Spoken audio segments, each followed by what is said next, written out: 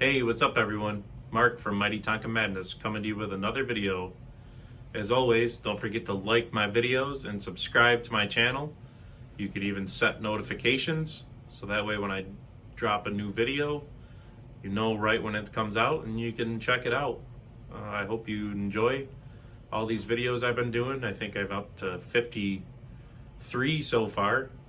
I try to switch things up and do different things and film with as much information as I could. I try to keep the time around 10 minutes or so. Sometimes I get talking and I kind of run away with it, but it's all in good fun, and I try to show you everything that I've picked up and all the information to help you on your collector journey. And as you can see here, we've got a couple of cool service trucks. The one on the right is the 1978 1 year only Tonka utility truck, they called it. As you can see, some people call it the light and power truck because of the decals. And then in 1979, same truck, same model number, same everything, just decals and color scheme. It became the Bell Systems truck. And as you can see by the bumper with the black headlights as opposed to the white ones, these are all black, and they switched to all black in 1980, so that tells you that this one is at least a 1980. The Bell Systems truck was made from 1979 through 81, so like I said, you could tell this one is an 80 or an 81 by the black headlights, and that one is a 79 because of the white, or a 78 rather, because of the white. And like I said, that one was 1 year only. They're pretty cool trucks. They could be tough to find, especially the light and power.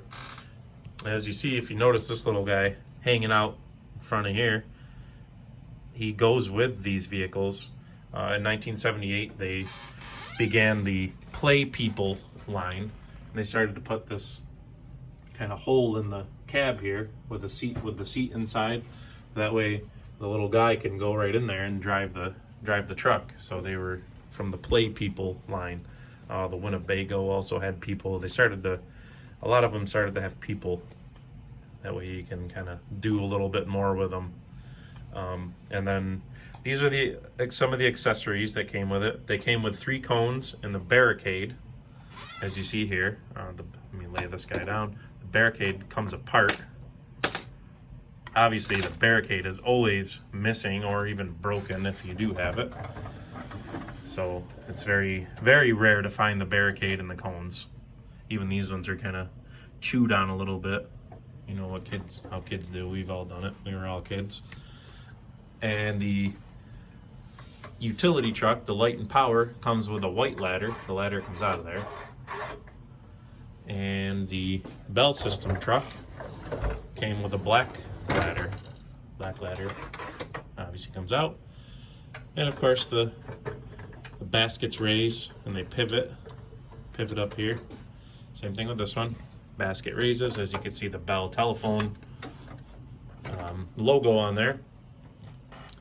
But the trucks are identical. There's no difference in them except for the color scheme. That's it, and the ladder, basically. And they're pretty cool. Like I said, they're a desirable truck. You tend to see a lot more Bell Systems trucks than the light and power utility truck. But they're pretty cool either way. And like I said, they're desirable. And if you find the accessories, that's the real win. The ladders you find, but the barricades and cones are almost impossible to find. And I'm lucky enough that I have a set for each one.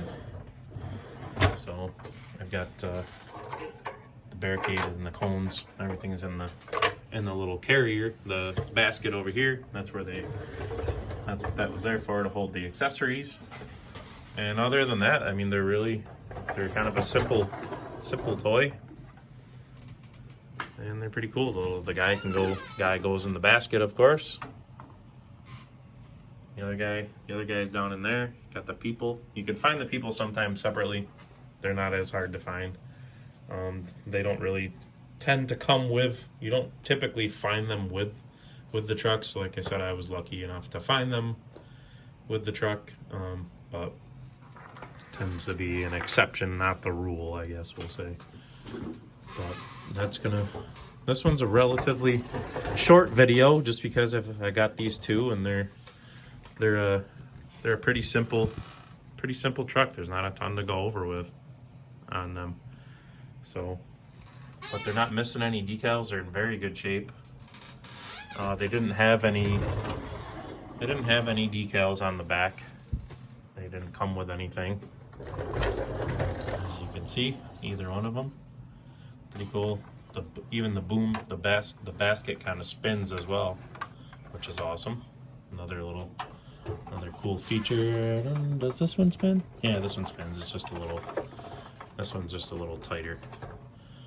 But, yeah, so that's pretty cool. Spin this guy over here, and spin that guy over there. So again, this is the 1978 Light and Power, aka utility truck. 1978 it was introduced and only made in 1978, and then in 79 through 81 they just took the same truck and gave it a different color scheme and decals, and it became the Bell Systems truck. They kept the same model number, everything, and they just added the Bell Systems decals and color scheme. And that's gonna do it for this video. I appreciate you hanging out. I hope you made it to the end.